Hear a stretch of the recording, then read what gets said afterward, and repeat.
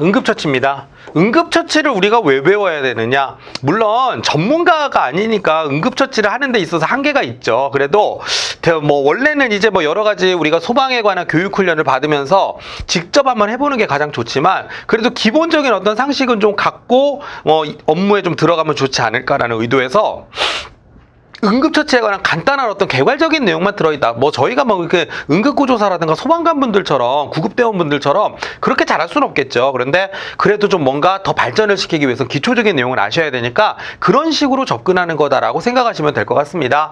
자, 일단 응급처치는요, 이렇게 생각하시면 돼요. 임시적인 거예요, 임시적. 그러니까 즉각적이며 임시적이다. 그렇다는 얘기는 반대말이 뭘까요? 전문적은 아니란 얘기예요. 그래서 뭔가 더 나빠지는 걸 막는 게 목적인 거지 이걸 가지고 전문적인 치료를 할 수 있다면 무조건 틀리는 거예요. 그래서 그렇게 이해하시면 되겠습니다. 목적은 이런 거죠. 일단 기본적으로 생명을 구하고 유지한다. 그리고 합병증을 예방하는 거 괜찮아요. 그다음에 고통과 불안을 경감시켜주는 거 가능하고 전문 치료에 도움을 줘 회복을 빠르게 하는 거지 전문 치료 그 자체는 아니라고 생각하시면 되겠습니다.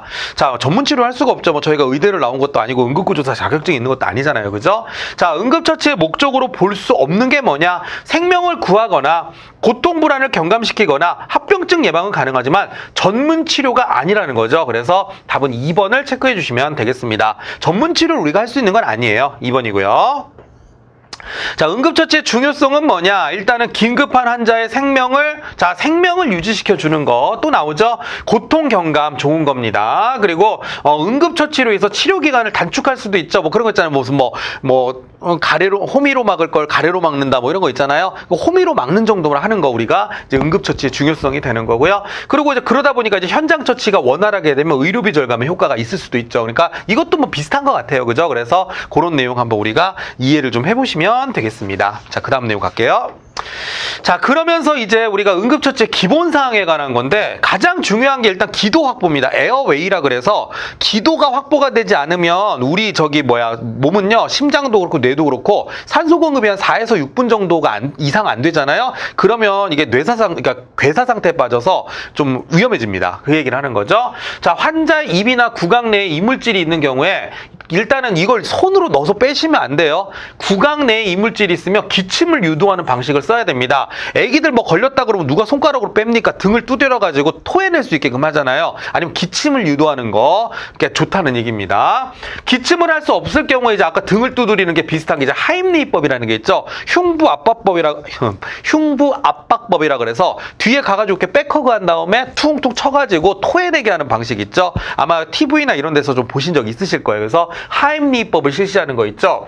눈에 보인다고 해서 손가락 넣으면 안 돼요. 함부로 제거하려고 하면 안 된다는 거고요. 구토를 하게 된다면 머리를 옆으로 돌려야 돼요. 안 그러면은 이 기도로 이 토사물이 흡입이 되는 수가 있거든요. 그래서 머리를 옆으로 돌려서 구토물의 흡입으로 인한 질식을 예방해줘야 된다는 당연한 얘기가 나와 있습니다. 자, 이물질이 제거된 후에 그러니까 이물질이 제거된 후입니다. 머리를 뒤로 젖혀 하악거상법이라 그래서 그 머리를 뒤로 젖히고 턱을 위로 들어요. 그래서 기도가 개방되도록 합니다. 자, 머리를 뒤로 젖히고 턱을 위로 들어 올리죠. 기도가 개방되도록 하되 목에 이렇게 저분호까지 같은 걸 대서 편안하게 억지로 드는 게 아니라 뭘 넣어주면 자연스럽게 목을 들겠죠. 그래서 당연한 얘기 한번 읽어보시면 되겠습니다.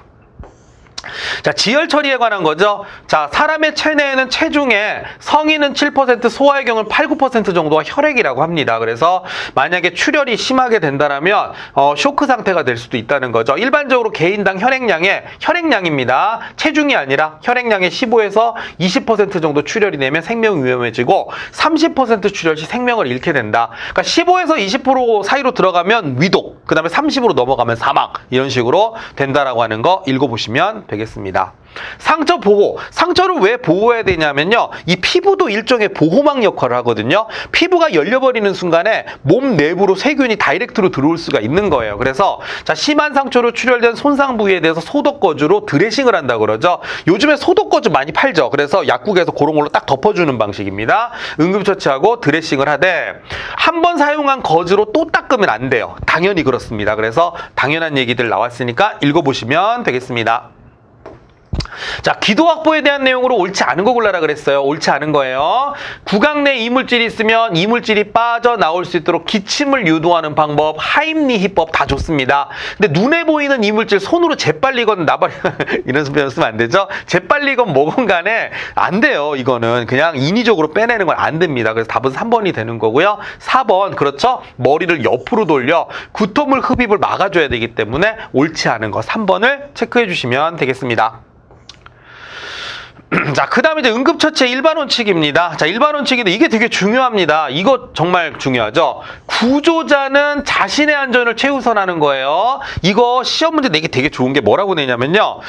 구조자는 환자의 안전을 최우선이 아니에요. 구조자의 안전이 최우선입니다. 왜냐? 이건 이기적인 게 아니라 만약에 내가 죽으면 이 사람도 죽어요. 그러니까 내가 살아야만 이 사람을 살릴 수 있는 거잖아요. 그래서 여러분들 왜 비행기 탈 때 산소 마스크 떨어지면 어떻게 하라 그러죠? 옆 사람 씌워주는 게 아니라 이건 박애 정신이 아니에요. 내가 먼저 쓰고 나서 옆 사람을 씌워줘야 됩니다. 그게 항상 최우선이죠. 보통 이제 구급대원분들 교육받을 때도 뭐라고 하냐면 환자보다는 구조자의 안전이 우선시 된다는 거예요. 그래서 이건 이기적인 게 아니라는 거 생각하시면 되겠습니다. 그래서 2차 사고 발생을 고려해서 구조에 전념한다. 읽어보시면 되겠고, 요즘엔 이게 문제예요. 자, 보호자나 당사자에게 사전의 이해와 동의를 얻어야 됩니다. 왜냐하면 불필요한 어떤 터치를 하게 되면 이 법적인 문제가 발생할 수 있어요. 그래서 사전 동의나 이해를 구하는 게 굉장히 중요합니다. 그래서 이런 것도 읽어보시고요.